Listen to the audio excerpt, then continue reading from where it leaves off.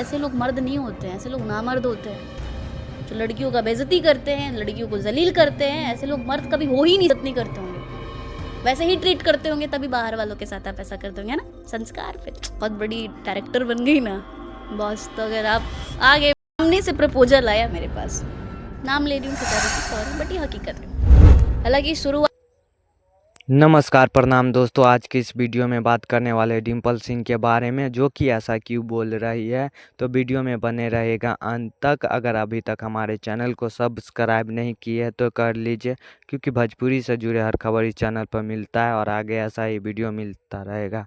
तो चलते हैं, वीडियो को शुरू करते हैं। बात करें डिम्पल सिंह के बारे में तो निधि झा के पॉडकास्ट में गई है और यह पवन सिंह और खेसारी लाल के बारे में बहुत कुछ बोली है।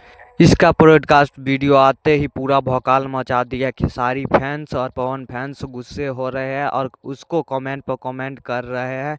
तो दोस्तों बता दूं कि ऐसा इस क्यों बोल रही है, तो ऐसा इसलिए बोल रही कि हमेशा चर्चाओं में रहना चाहती है। इससे पहले ही कई बयान ऐसे दे चुके हैं जिसमें पवन और खेसारी के बारे में भला बुरा बोले हैं। तो आज के वीडियो में इतना ही, मिलते हैं नेक्स्ट वीडियो में, तब तक